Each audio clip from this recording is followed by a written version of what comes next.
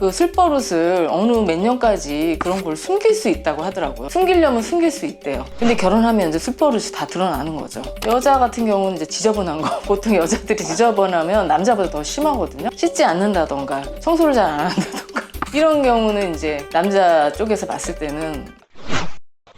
안녕하세요, 스튜디오 시청자 여러분. 저는 신부님 얼굴만 봐도 그 컨셉과 견적이 바로 가능한 25년차 웨딩 플래너 베리굿 웨딩의 백승민 본부장입니다. 진짜 요즘 공주님이 너무 많으시고요. 그 이유는 집안 환경이 그렇게 딸 하나인 경우 이제 그런 케이스도 있겠지만 너무 다정다감한 신랑님들이 너무 많으세요. 그래서 대체적으로 대부분 다 공주님이시거든요, 신부님들이. 그래서 제가 신랑님한테 여쭤봤어요. 요즘 신랑님들 왜 이렇게 다 다정다감하고 스윗하고 막 섬세하고 왜 그러냐 제가 물어봤는데 그 신랑님 말, 이러지 않으면 장가를 못 갑니다. 그렇지 않은 제 친구는 여친이 없어요, 그러시더라고요. 그래서 요즘 신랑님들이 대체적으로 다 굉장히 다 다정다감하세요. 그러니까 그게 문제인 거죠. 유지가 되면은 계속 그렇게 잘 사는 거고, 변심이 되면 이제 계속 갈등이 생기면서 이제 이혼으로 가는 지름길이 되겠죠. 결혼 준비서부터 굉장한 노력이 좀 필요한 것 같아요, 서로. 인물에 상관없이 공주님이 많으십니다, 요새. 신랑님들 때문에. 몇 달 전에 이제 상담을 하러 오셨었는데 신부님이 그냥 되게 평범하셨어요. 그랬는데 저희가 이제 부케 선물을 드리겠다 그랬더니, 아, 부케 선물 말고 다른 거로 대처를 해달라. 꽃은 단골집이 있다고 하시더라고요. 그러니까 꽃을 굉장히 자주 선물을 하셨나 봐요, 신부님한테. 근데 제가 봤을 때는 참 굉장히 공주님이셨어요. 예전에는 무조건 뭐 요리는 여자가, 돈벌이는 남자가, 이거보다는 요즘은 대체적으로 잘하는 사람이 맡는 게 좋을 것 같아요. 요즘엔 신랑님들이 요리를 잘하시는 분도 많고 청소를 잘하시는 분도 많고 하기 때문에 잘하는 거를 이제 담당을 해서 처리를 하면 전혀 문제 없이 되지 않을까 생각합니다. 근데 결혼 준비에 필요한 현실적인 부분, 이런 예산, 이런 것들은 한 번도 경험이 없잖아요, 두 분이. 그런 거에 대해서 진지하게 이야기를 나눠본다던가, 돈 지출에 대해서는 한 번도 의견을 나눠본 적이 없기 때문에 이제 그런 게 시작이거든요. 그랬을 때 이제 어떤 부분에 남자가 해야 되는지, 뭐 여자가 해야 되는지, 이런 부분에 조율하다 보면 현실적인 이제 난관에 부딪히면서 그게 조율이 잘 안 되면 이별로 가는. 저는 하면 좀 좋을 것 같아요. 이혼보다 나을 것 같아요. 동거하다 헤어지는 게 안 맞아서. 제가 어디에서 봤는데 그 법륜 스님이 이제 어떤 여자분이 뭐 결혼을 했는데 뭐가 안 맞고 헤어져야 되냐 마냐 이렇게 했을 때 그 스님이 그런 말씀을 하시더라고요. 그러길래 월급이 얼마냐 이런 것만 따지지 생활 습관을 따져봐서 결혼을 했냐 이렇게 물어보더라고요. 그런 게 더 중요하다고. 생활이니까 24시간 붙어 있어야 되니까 그런 것 때문에 스트레스를 받아요. 예를 들어서 그 빨래를 내놓을 때 양말을 뒤집어 놓지 않고 해야 빨래가 편한데 계속 한쪽에서 뒤집어 놓으면 처음에는 좋게 얘기하다가 이게 한 번, 두 번, 세 번 하면 이제 나중에는 짜증을 내면서 얘기하니 상대방은 왜 짜증을 내냐 이렇게 하면서 또 싸움이 되니 생활 습관 되게 중요해요. 치약 뭐 이런 것도 이런 얘기 많잖아요. 중간부터 눌러 쓰는 사람, 끝에서부터 눌러 쓰는 거 이런 것도 그러려니 저런 사람이구나 하면 괜찮은데 이거를 내 스타일대로 맞추려면 싸움이 되는 거예요. 그러니까 인정을 하면 안 싸우는데 자기가 옳다고 생각하고 상대방을 고치려고 하면 문제가 되는 겁니다. 여자도 그렇고 남자도 그런 케이스가 많은 것 같아요. 예를 들어서 술버릇이 안 좋은 경우 그 술버릇을 어느 몇 년까지 그런 걸 숨길 수 있다고 하더라고요. 저는 잘 모르겠는데 술을 잘 안 먹어서 숨기려면 숨길 수 있대요. 근데 결혼하면 이제 술버릇이 다 드러나는 거죠. 그래서 저도 어디서 봤는데 술만 먹으면 집에 이런 아무 데서나 이제 소변을 보는 거예요, 남자가. 그걸 몰랐대요, 연애할 때는. 결혼하니까 그걸 아는 거야. 여자 같은 경우는 이제 지저분한 거 보통 여자들이 지저분하면 남자보다 더 심하거든요. 씻지 않는다던가 청소를 잘 안 한다던가 이런 경우는 이제 남자 쪽에서 봤을 때는 진짜 심각하다 생각할 수 있는 거죠. 조율이 안 되는 경우에는 일단 좀 만족이 좀 없는 성향이면 좀 힘들지 않을까. 계속 남들과 비교하는 성향이면 가장 좀 힘들 거라고 생각하고, 아무래도 또 부모님한테 의존도가 높은 분들도 신랑들 입장에서는 좀 힘들겠죠. 그러니까 부부 사이에 있는 이야기를 다 오픈해서 또 이야기하고 하면 이게 또 개입을 하시잖아요. 전화가 온다든지 자네 실망했네 이러면서 전화가 올 수도 있고. 연애할 때 대략 좀 나오지 않을까요? 아무래도 쇼핑을 좀 유독 좋아하시는 분들, 이런 분들도 좀 위험하고, 아무래도 이제 돈 관리가 잘 안 되겠죠. 그리고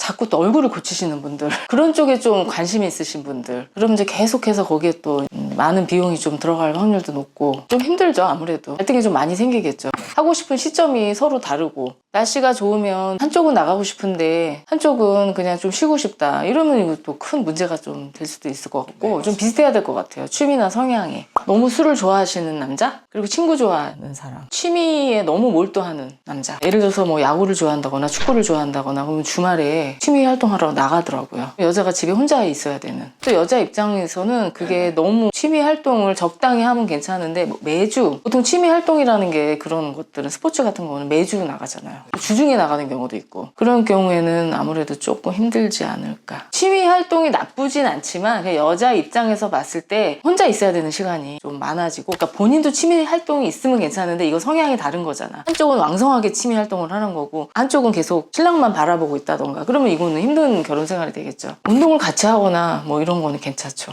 등산이나 뭐 산책을 같이 한다거나 자전거를 같이 탄다거나 그러니까 취미가 하나 정도는 같이 할 수 있는 게 있으면 너무 좋을 것 같아요. 제가 부모님을 밀접하게 볼 수 있는 그런 계기는 많지는 않아요. 거의 이제 결혼식 마무리할 때쯤 본식 드레스를 고를 때 이제 친정 어머니나 시어머님이 오시는 경우가 있어요. 근데 이제 예전에는 이렇게 딱 본인이 딱 정해 드레스를 본인이 원하는 대로 하길 원하는 부모님들이 계시고 요즘 같은 경우는 이제 뭐 알아서 본인들이 결정해라 하시는 분들이 있기 때문에 부모님들 같은 경우에는 따라다니는 경우 일거수일투족 정말 드레스 하나도 신부님 스스로 고를 수 없는 상황 이런 케이스도 가끔 있어요. 입으라는 거 입어야 되고 또 그런 엄마 밑에 큰 신부님들은 어차피 의견이 없어요. 드레스를 입고 엄마를 쳐다보고 나 뭐 입어 이런 눈으로 쳐다봐요. 진짜로. 그럼 저는 너무 갑자기 신랑님이 또 불쌍해지는 거지. 저거 어떡하면 좋아.